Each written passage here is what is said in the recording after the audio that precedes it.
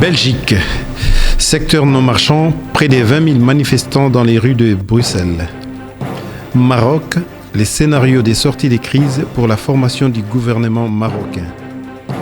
République démocratique du Congo, appel au calme dans le sud-est après des heurts meurtriers entre ethnies. Nouveau Premier ministre, polémique sur sa double nationalité. Sport, soupçonné de fraude par les fiscs espagnols, Samuel Eto'o risque jusqu'à 10 ans de prison.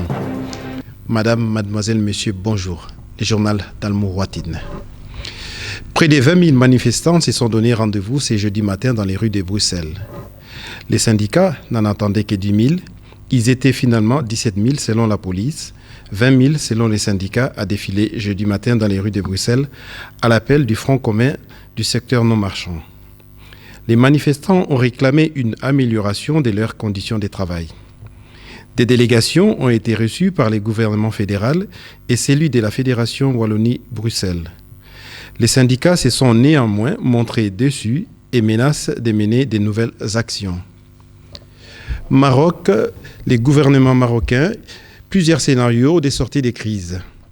Depuis son renouvellement au poste de Premier ministre, Abdelila Benkiran n'est toujours pas parvenu à former un gouvernement.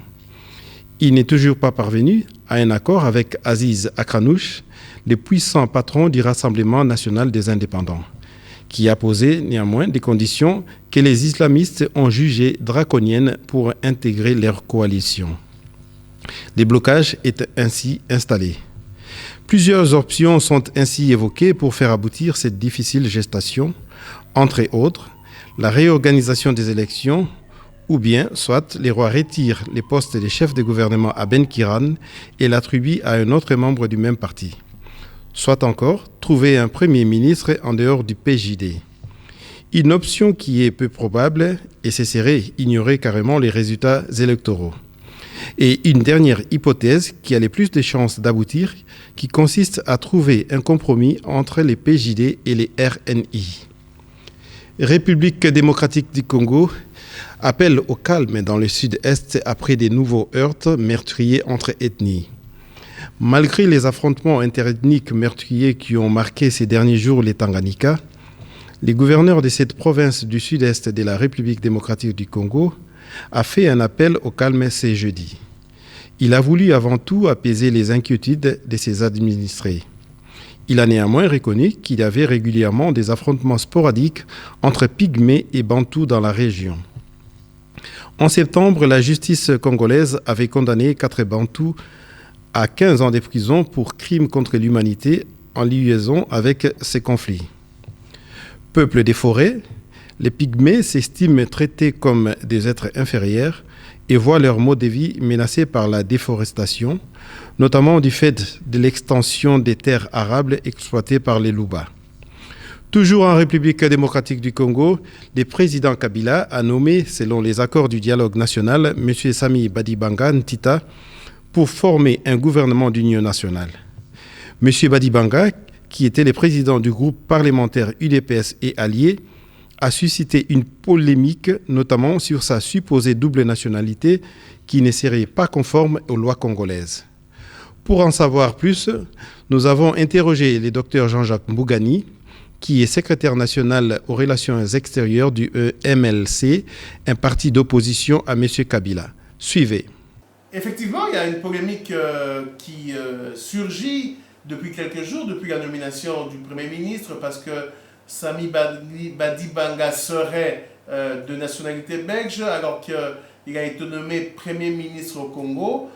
C'est ce problème de la double nationalité qui aurait fait surface. Vous devez savoir que depuis la législature de 2006, ce problème également a été évoqué parce qu'il y avait un certain nombre de législateurs, donc des députés, des élus du peuple et certains mandataires publics qui détenaient ou détiennent la double nationalité.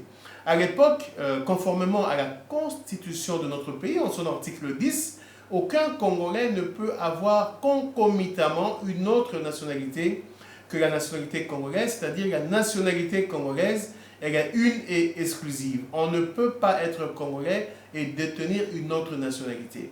Mais à l'époque, il y a un moratoire qui a été retenu de 3 mois, à l'époque, donnant la possibilité à ces élus ou aux mandataires publics de clarifier leur situation par rapport à la nationalité congolaise.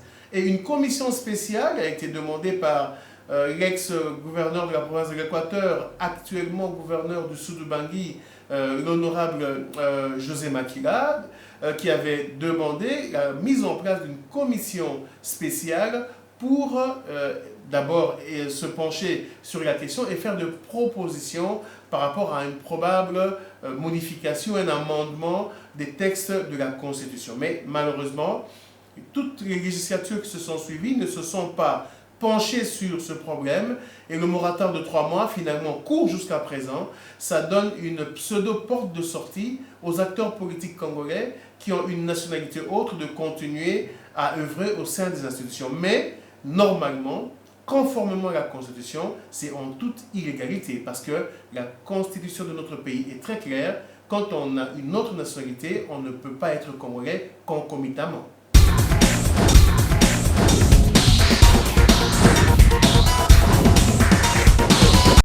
Sport, football. Soupçonné de fraude par les fiscs espagnols, Samuel Eto'o risque jusqu'à 10 ans de prison. La liste est prestigieuse, mais il ne s'agit pas des prochains prétendants au Ballon d'Or.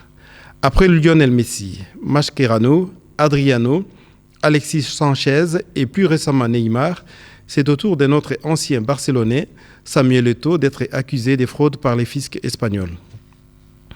Eto'o, qui porte désormais les maillots du club turc d'Antalyaspor, risque plus de 10 ans de peine de prison cumulée. Les parquets requièrent une peine d'1 an et demi pour fraude présumée de l'année 2006 et une de 3 ans pour chacune des 3 années suivantes jusqu'en 2009. Merci pour votre fidélité. Je vous fixe rendez-vous la semaine prochaine. Au revoir.